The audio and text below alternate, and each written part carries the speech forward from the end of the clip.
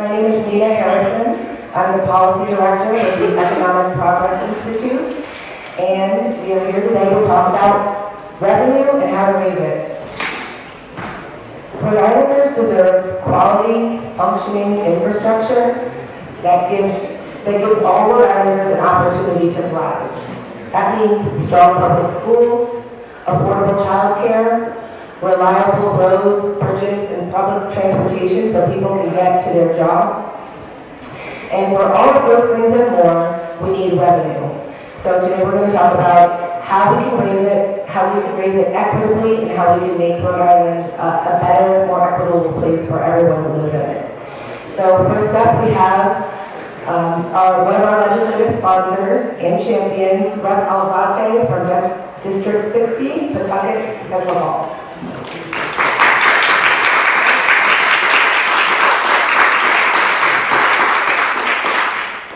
Thank you, everyone. I'm having a weird cold for the past couple days, so today I want to thank you all for being here and for continuing with this fight with me for the last 5 years to discuss House Bill 7338, a critical issue that strikes at the very heart of our society, income inequality. It's no secret that in our world, the gap between the wealthiest individuals and the rest of the population continues to widen.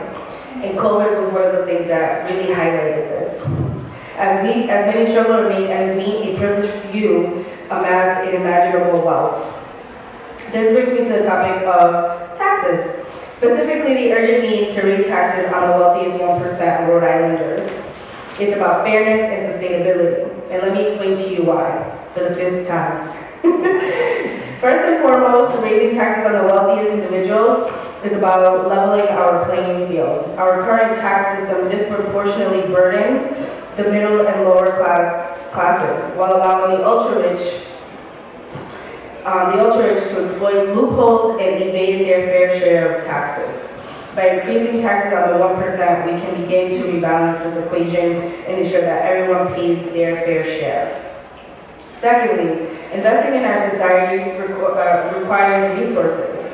This bill will provide a restricted receipts account to be used for affordable, reliable, and quality childcare, early learning programs, quality public education, affordable public colleges and universities, the repair and maintenance of roads and bridges. Also, we all just heard, like yesterday and today, that the bridge is going to cost us much more money. And of course, near and dear is our public transportation system that is failing us. Essentially, services rely on tax revenue. By increasing taxes on the wealthiest, we can generate the necessary funds to invest in the well-being and future prosperity of all citizens, not just the privileged few. The restricted receipts account on what they will go to really will make Rhode Island a much healthier, equitable place for people to live. Moreover, raising taxes on the wealthiest can help Rhode Islanders and address the growing wealth gap, which possesses a significant threat to social cohesion and economic stability. When a small fraction of the population hoards wealth while others struggle to make ends meet, it creates social unrest and undermines the very fabric of our society. By redistributing wealth through fair taxation, we can promote a more equitable society where everyone has the opportunity to succeed. As you've heard, many will argue that raising taxes on the wealthy will stifle economic growth and innovation. However, history has shown us time and time again that a strong and inclusive economy is built on a foundation of fairness and equality. When the wealthy pay their fair share, it strengthens the middle class, boosts consumer spending, and stimulates economic activity for the benefit of all. In conclusion, raising taxes on the wealthiest 1% of taxpayers is not only a matter of economic necessity, but also a moral imperative. It's about creating a more just and equitable society where everyone has the opportunity to thrive. Thank you.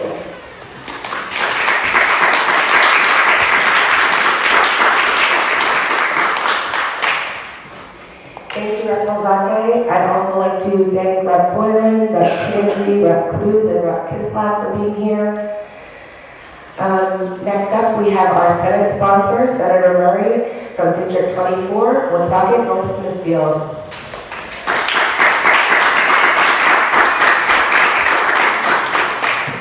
Thank you so much. So revenue for Rhode Islanders creates an additional 3% surtax on income earned over $1 million. For example, a person making $1.1 million will pay an extra $3,000. A person making $1.5 million will pay an extra $15K, etc. This new surtax will only affect the top 2,000 filers in Rhode Island, less than 1%, about 0.03%, and it will net an additional $126 million a year in new revenue. And now, while we're waiting for the fiscal note, we're hearing that it may be up to $180 million a year. This money will be put in a restricted account to be used for education, child care and early child education, and repair and maintenance of roads and bridges. We know we need to properly fund our education formula and public schools for our state's children. We know that it's imperative that we expand child care to families and also raise the wages of child care workers, because finding quality, affordable child care is difficult and is preventing families from working. And as for our roads and bridges, that facet of this proposal didn't get much traction last year, but this year I don't think I need to explain why this funding is so crucial. In Rhode Island, the poorest families pay a much larger portion of their overall incomes and taxes as compared to the wealthiest Rhode Islanders. This makes life much harder for lower income earners. When we rely on things like sales taxes, what we're doing is making our low and middle income families pay for a much larger share of the overall cost of running our state. Income tax equity is central to balancing out the unfair burden of the sales tax. So let's address the myth of millionaire flight. Millionaires actually move less often than the general public and much less often than the poor. When folks are struggling, migration is a part of their survival strategy in their search for work. People are more likely to move when things are not working out for them where they live. And migration is mostly about people who are struggling, trying to find opportunities, not those who are cashing in on their successes. I think it's really important to differentiate between travel and migration. They are two very different things, and they're done by people in different economic brackets. This proposal is about economic justice and equity in so many ways. It assures the richest Rhode Islanders pay their fair share.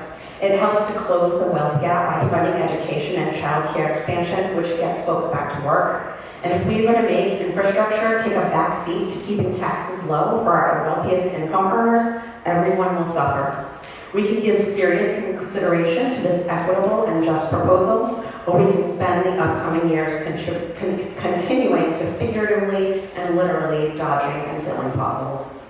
Working families shouldn't bear more than their fair share of our state's burdens. It's time to pass revenue for Rhode Islanders this year. Thank you.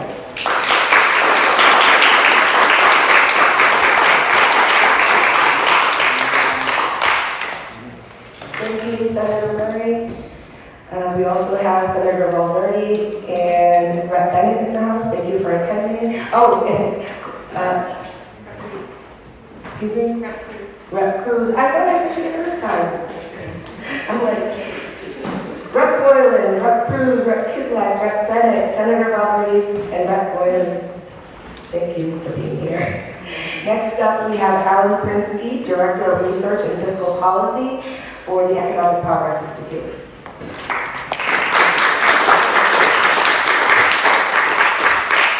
Thank you, welcome everyone. So I just want to make 3 points in order to address some of the claims critics have made of this proposal for a millionaire surtax. First, our state and local tax system should not make things worse by increasing inequality and the gap between those with the highest and those with the lowest incomes. The average income of a filer in the top 1% is 73 times the average income of someone in the lowest 20% before the collection of state and local taxes, and 77 times as high after. Of course, after state and local taxes are taken into account. This millionaire surtax might not erase that increase in inequality completely, but it would narrow it. Also, the lowest 20% of income pay 13.3% of their income in state and local taxes, placing Rhode Island the 6th worst in the nation. Doing so, like increasing the state's refundable earned income tax credit or establishing refundable tax credit, state child tax credit could help reduce this.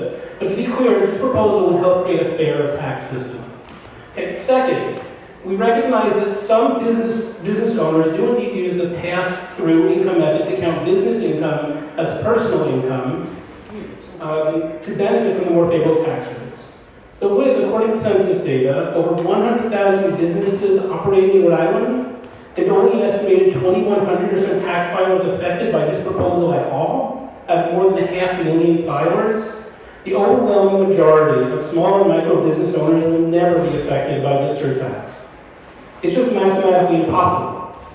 And the first $1 million in taxable income of someone running such a successful business will not be affected by this at all. It's only on taxable income above $1 million. Most smaller micro business owners have 5-digit incomes, not 7-digit or 8-digit incomes. They will benefit from the improved public services this new revenue will bring in. And third, and to amplify what Senator Murray said about migration, it's just pure fantasy to claim or worry that this surtax will trigger a mass exodus of millionaires. Interstate migration has been studied for decades, including the work of measures like this one. And there's just no evidence of significant impact of marginal tax rates on interstate migration. Every year people move in and move out of states, and for many reasons, often due to retirement, or better weather, or family. And the evidence shows that those people who have higher income and successful businesses are less likely than lower income workers to pick up and leave their business and social networks. There's a term for this, embedded elites. Think about it. If you have such networks, an annual income of $1.5 million, say, under this surtax, you would pay $15,000 more in taxes.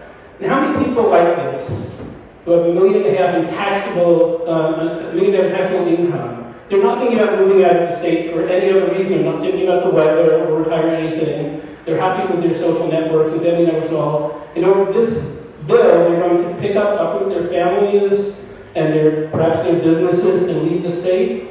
You know, it's possible there are a few people like this who are not already on the verge of leaving for other reasons, but history shows that the numbers of such people are quite few. We're talking maybe a dozen, a few dozen, but there's no way, it's just never happened in history, there will be a mass exodus over this. And there's no way that the loss of revenue from a few cases like this will come anywhere close to the over $100 million in new revenue generated by this proposal. Thank you.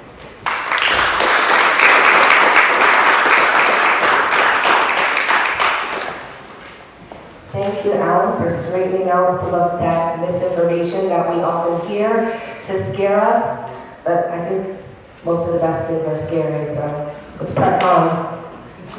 Next up, we're going to hear from Nicole O'Loughlin on behalf of the Save Ripta campaign about exactly what we can do with some of this money.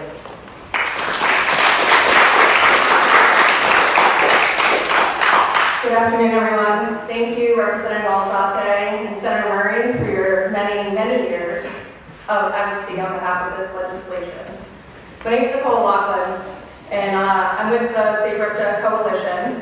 We strongly support H7338 and S2355 that would create a millionaire's tax that would raise $126 million in new revenue per year, with restricted receipts going to childcare, education, roads, and public transit.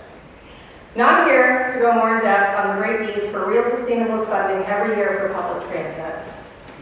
Today, we are unfortunately in a conundrum of not having enough funding for current services for Ripta. We are in this state due to years of unfortunate underfunding of transit in this state. We need to focus on more investment, not less, and investing in a future with climate and multimodal transportation in mind. This legislation can ensure sustainable funding year after year that will help transit to grow and expand access for all Rhode Islanders, reduce inequalities, and improve quality of life and community connections. With this investment, we can truly give Ripta the resources it needs to move more riders in the state in the right direction. Thank you.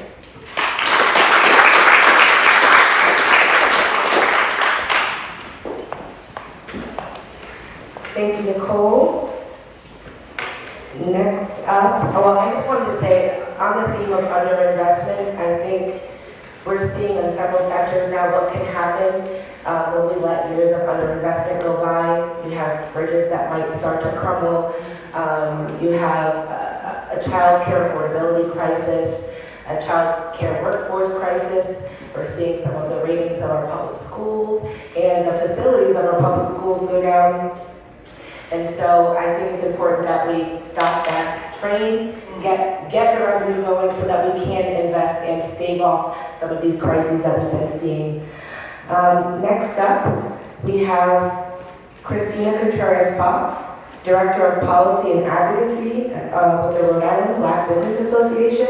And I would like to say congratulations. They had their opening of their new building on Smith Street today. It's beautiful. You should check it out.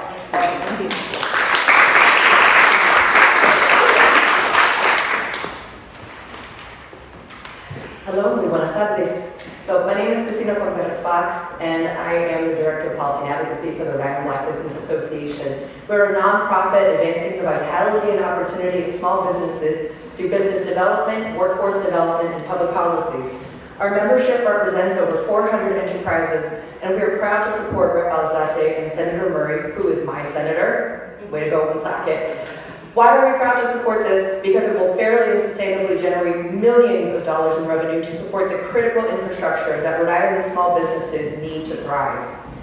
Economic development happens when state revenues prioritize infrastructure health. Funding for childcare, roads and bridges, public transportation, education. These critical infrastructure investments are also critical investments in business development and workforce development. Because without adequate infrastructure in place, businesses can't function efficiently or effectively, or really at all. And if you don't believe me, just ask our members who are struggling to make ends meet, not only with their business, but with their livelihoods and their household budgets, with crumbling bridges and roads, exorbitant childcare costs, and many other challenges that this bill will resolve. A little less than 20 years ago, this state, like many others, tried the economic experiment of cutting income taxes for the most affluent with the hopes of prosperity for all to trickle down and follow. Look around. That's not what happened. It's past time for Rhode Island to leverage revenue to benefit all Rhode Islanders, not only those with yachts registered in their name. It's time for a real rising tide in the ocean state, one that will bring all boats into the water. The Rhode Island Black Business Association and our members urge the General Assembly to pass the Revenue for Rhode Islanders bill. Let's get this done. Let's make our state work for all. Thank you.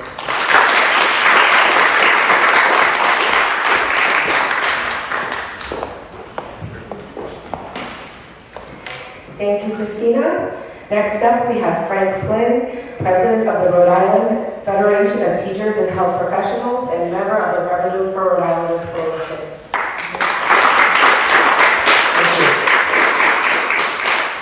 So on behalf of the Rhode Island Federation of Teachers, I'm happy to be here supporting my fellow members of the Revenue for Rhode Island Coalition, for Rhode Islanders Coalition, and I want to thank Senator Murray and Representative Alzate for introducing this important bill. As the earlier speakers have said, this bill would create a fairer tax system. Passage of this bill is going to raise, as you've heard, approximately $125 million, which will go towards important programs like pre-K to 12 education, higher education, infrastructure such as roads, bridges, and transportation, which we badly need, as well as several initiatives involving child care. As the federal funds from COVID are drying up, we need to come up with long-term solutions and long-term strategies to increase our revenue. We often hear that Rhode Island should be more like Massachusetts. I don't necessarily agree, but in this case, we certainly do need to follow Massachusetts' lead and come up with a millionaire's tax to fund all of the priorities that we have. Those priorities would include fixing our outdated and insufficient and unhealthy schools, revising the education funding formula to increase the state's share to education, particularly in our urban districts, but throughout the state. We need to better fund our programs for MLL students in special education. And most of our districts right now, in almost every city and town in Rhode Island, they're going through a budget process that's going to be painful. It's going to lead to numerous layoffs of both certified and non-certified personnel. which are going to have a tremendous impact on a school district's ability to provide services for students. We need to hire more guidance counselors, social workers, psychologists, and student assistance counselors to help address the social and emotional needs of our students. And we also need to increase funding for the University of Rhode Island College, and CCRI to expand the programs and to avoid tuition hikes, which would reduce student debt. We know that Rhode Island, unfortunately, is in the bottom quartile of funding for higher education, and that could be addressed by passing this. So, in closing, I'll just say that our state's facing tremendous needs. We need the General Assembly and the Governor to pass these two important bills to make sure that we have the revenue that we need to move the state forward. Thank you for your time.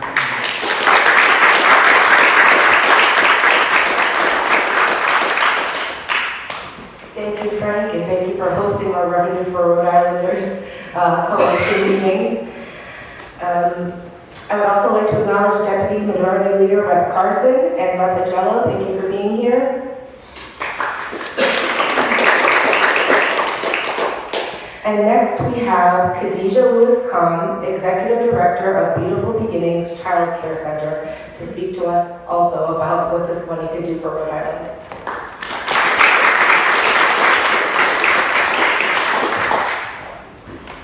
I stand before you today, not just as a child care director, but as a steering committee member from the Right from the Start campaign, and a passionate advocate for the future of children and the prosperity of our state of Rhode Island. This bill is not just about, raising funds. It's about fostering a positive future for our state. It's about fairness, it's about equity, and investing in the very foundation of our society, which is our children. By raising state income on households earning $1 million or more, we're taking a crucial step towards creating a more equitable tax system. It's about ensuring that those who have benefited the most from our society contribute their fair share in upkeep and progress. This bill is much more than just taxation. It's recognizing that child care is also part of infrastructure. I know we can look at the bridges that are falling and crumbling, and it's hard to see sometimes the systems that are falling apart, but child care is one of those systems. And just like the bridges, people need it to get to work. We need it to help usher our children into a successful future. Consider now that Rhode Island spends $46 million less than it did in general revenue in 2005. That's a staggering decline, and there's real consequences for that. We have families earning minimum wage that don't qualify for child care assistance. Our child care assistance roles have declined by 40% since the beginning of just COVID, the COVID pandemic. Look at our neighboring states like Maine and Vermont, where family income limits are set above the federal benchmark. We can and must do better for our families. 9 out of 10 families cannot afford the cost of child care. Let that sink in. We're not just talking about convenience here. We're talking about the fundamental barrier to economic security and opportunity. The educators that have been carrying us over these years, it can't do it anymore. And that's why there are many classrooms that are closed.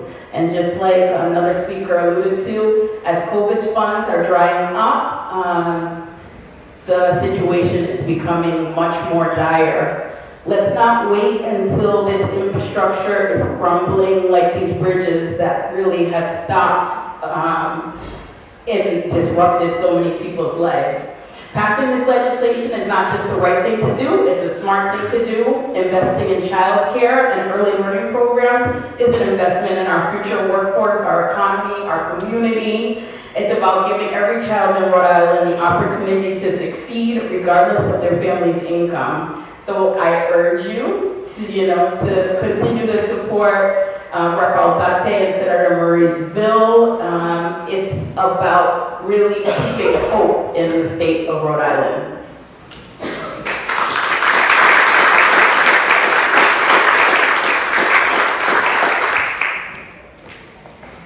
so much, Khadija, and thank you for the work that you do.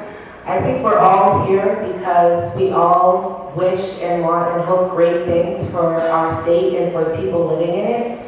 And I know that some people, my colleague Alan alluded to fears about millionaires leaving the the state.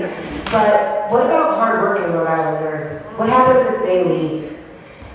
Many of the fastest growing jobs in Rhode Island aren't millionaire type jobs. They're jobs that are maybe lower to modest wage paying jobs in care and fields that are going to continue to grow as our state continues to age and needs people to do what we call essential jobs. What if those people leave?